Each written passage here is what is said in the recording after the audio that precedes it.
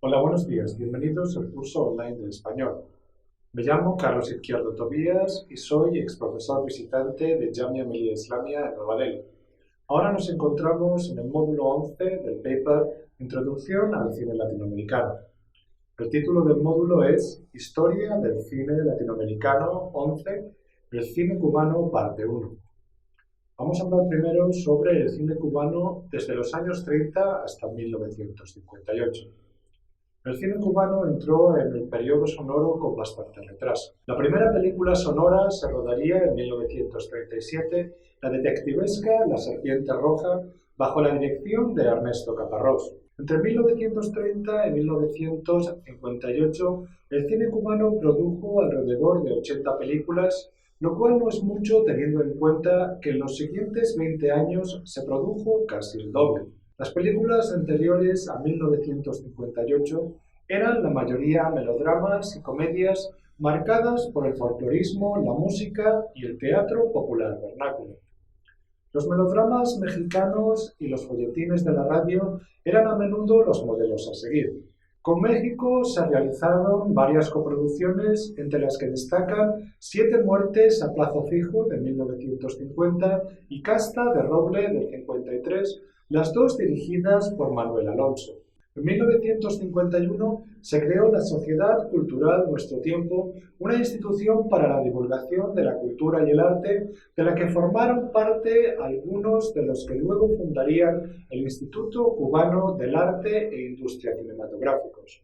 El 10 de marzo de 1952, el militar Fulgencio Batista dio un golpe de Estado asentándose en el poder hasta que en 1959 la Revolución cubana lo derrocara. De esta época cabe destacar la realización en 1954 del cortometraje documental El Mégano, en cuyo equipo se encontraban los primeros cineastas de la Revolución.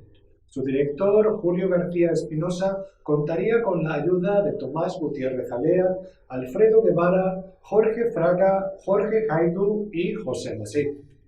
Se ha dicho que la concepción del cine como un instrumento crítico que subyace en el cortometraje está en las bases de la fundación del Instituto Cubano del Arte e Industria Cinematográficos en 1959. Vamos a hablar ahora sobre la primera década del cine cubano revolucionario entre el 59 y el 69.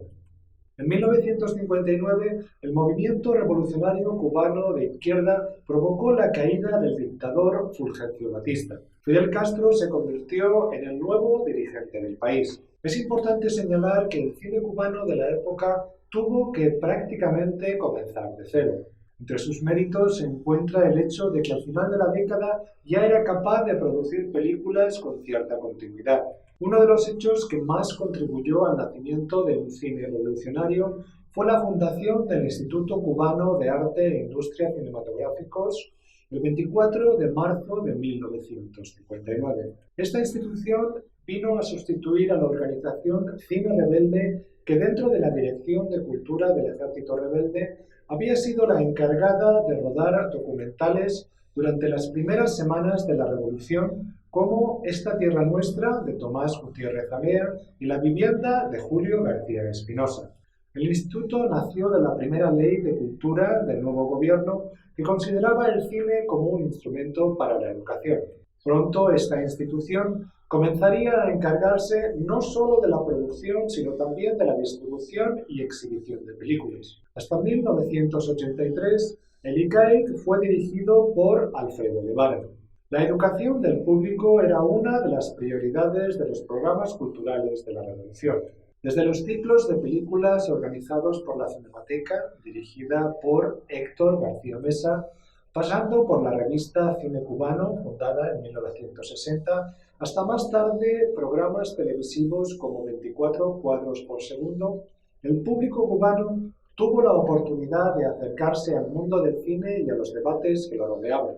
El ICAIC también fue responsable de Cine Móvil, una medida que contribuiría a la divulgación del cine a los rincones más recónditos de la isla.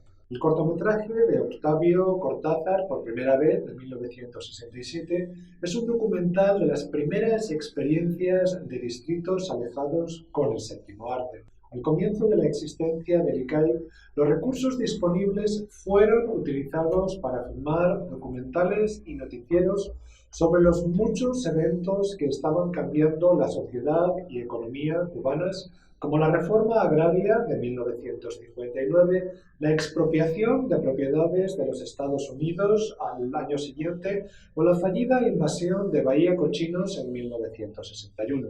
Desde los documentales didácticos fueron naciendo realizadores que darían el paso hacia el largometraje de ficción.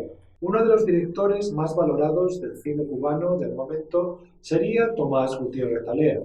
Se había graduado en cine en el Centro Experimental de Cinematografía en Roma y había colaborado con Julio García Espinosa en el cortometraje documental antecedente del cine cubano revolucionario, El Mégano, durante la dictadura de Batista.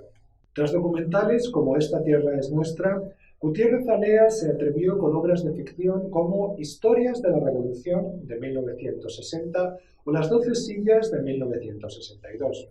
La primera, que narra la historia de la insurrección contra Batista, fue además el primer filme de ficción del ICAI. La segunda cuenta las tribulaciones de un aristócrata y su ex-chofer en busca de una silla donde se esconden los brillantes de la familia.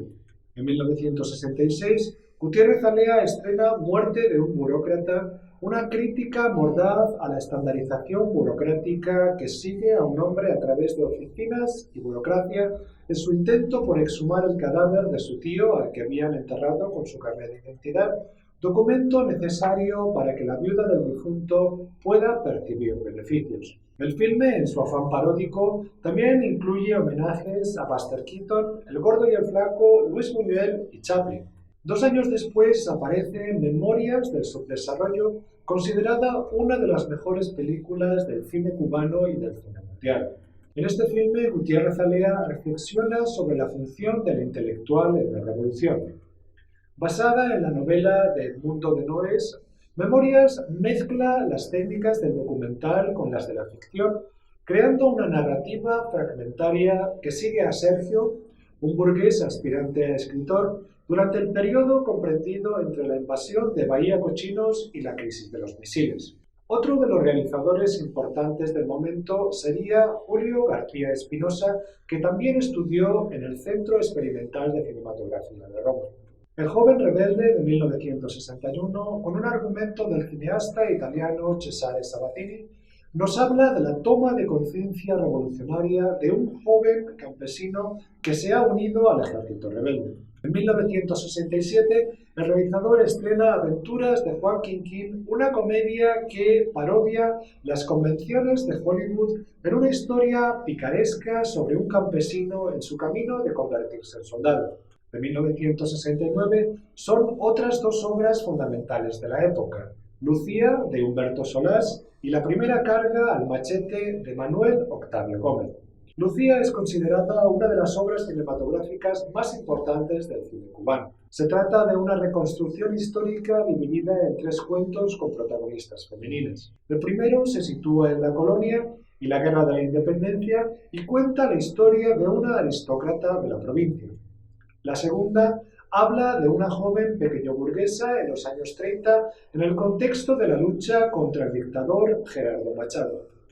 La última historia está protagonizada por una mulata y está ambientada en la Revolución de 1959 y es una denuncia del machismo en el campo. Solás utiliza las convenciones del melodrama en las 2 primeras historias para crear contraste y expresividad. La primera carga al machete se centra en las batallas primeras de Máximo Gómez durante la lucha por la independencia iniciada en 1868. La narrativa se nutre de formas modernas como las del documental, pero también de tradiciones como la historia oral. La fotografía en blanco y negro intenta acercarse al contraste y textura de los primeros daguerrotipos y utiliza la sobreexposición con fines estilísticos y expresivos.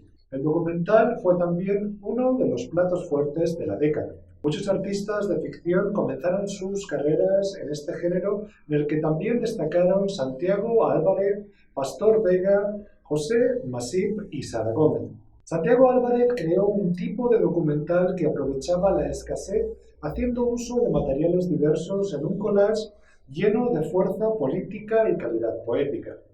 Sus obras más conocidas del momento son Now, de 1965, sobre los movimientos de derechos civiles en Estados Unidos, Hanoi, martes 13, de 1967, sobre Ho Chi Minh, y Hasta la Victoria, siempre, de 1967, sobre Che Guevara. Vamos a hablar ahora sobre el quinquenio gris y el cine cubano de los 70. A comienzos de los años 70, el régimen da muestras de endurecimiento.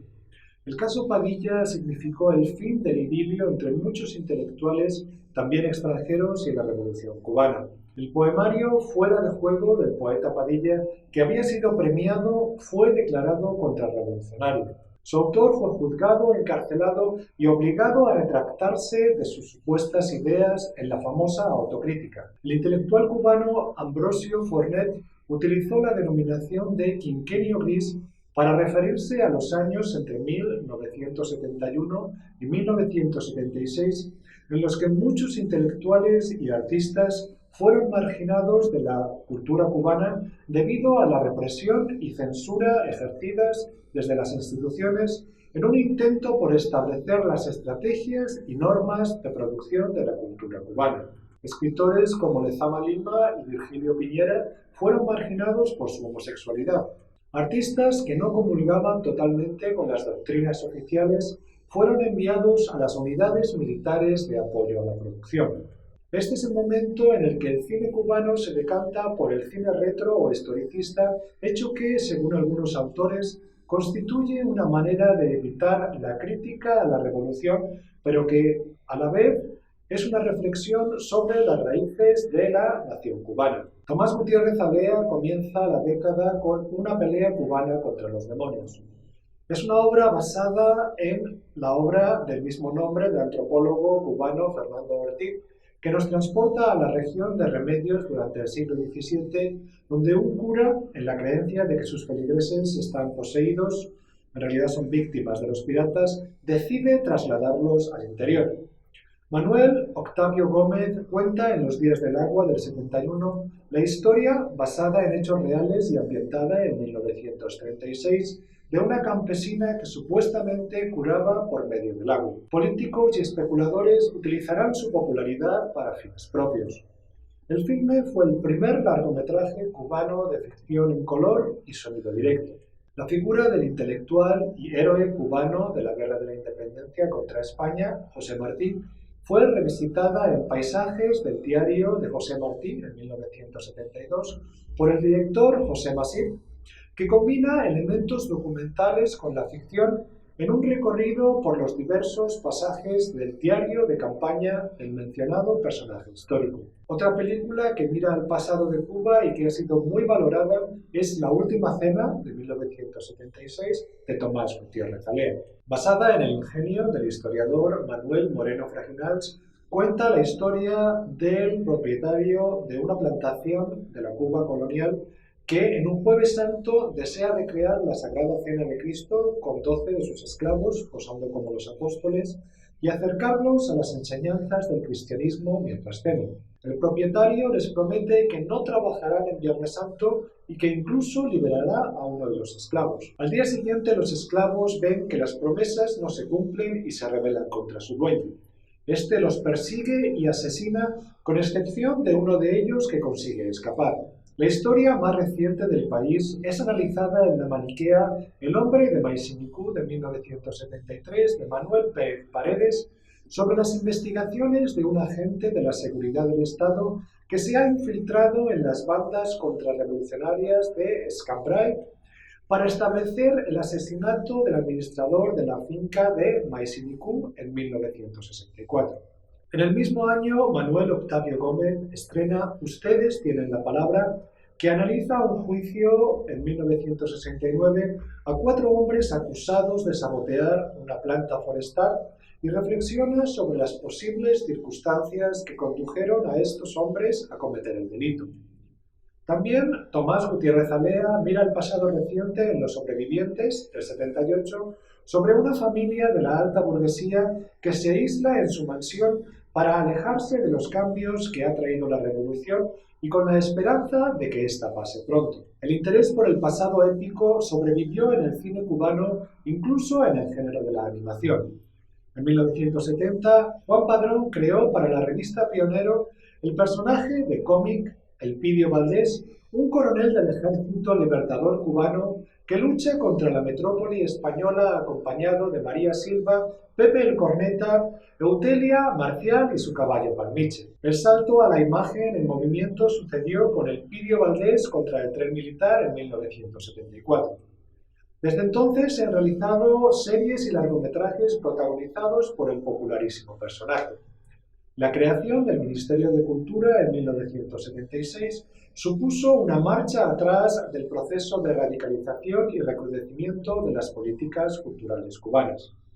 Hay ciertos temas que tardaron tiempo en ser abordados con rigor por el cine cubano, como es la cuestión de la raza.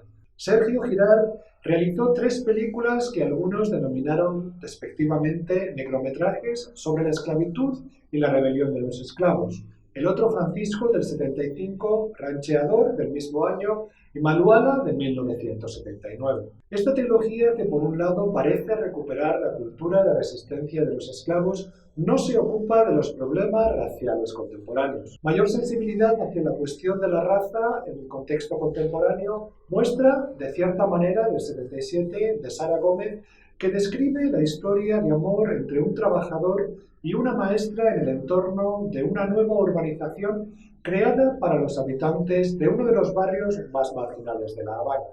El filme cuenta cómo los marginados, sobre todo la población negra, no han sido integrados en la revolución. De cierta manera, también lanza una mirada crítica al machismo y a cuestiones de clase. El filme de Sara Gómez puede entenderse como parte de una serie de películas que se ocupan de manera crítica de la vida contemporánea del socialismo caribeño. En este sentido, Retrato de Teresa de Pastor Vega de 1979 destaca por su análisis de la vida de una mujer que trabaja fuera de casa y que ha de enfrentarse a la cólera de su marido. El filme fue la semilla de un debate sobre la igualdad de la mujer cubana que se extendió a través de los diversos sectores de la sociedad. La crítica es también un elemento fundamental de Un día de noviembre, de Humberto Solás, que había sido rodada en 1972 durante el quinquenio gris, pero cuyo estreno fue retrasado por la ICAIC hasta 1976, quizá porque su protagonista, distanciado y dubitativo, no formaba parte del grupo de héroes épicos que gustaban en el momento. El protagonista del filme, Esteban, revisa su vida ante las perspectivas de una enfermedad mortal. Nada parece satisfacerle, ni el encuentro con sus antiguos compañeros con los que compartió la clandestinidad, ni con su amante. Sin embargo, cuando comienza a hablar con un excombatiente herido, todo parece cambiar. En 1979, el Instituto Cubano de Arte e Industria Cinematográficos creó el Festival Internacional del Nuevo Cine Latinoamericano, que se ha convertido en uno de los festivales más importantes del cine latinoamericano. El certamen otorga el Gran Premio Coral a la mejor producción de cada año. Y terminamos aquí este módulo, primera parte del cine cubano. Gracias.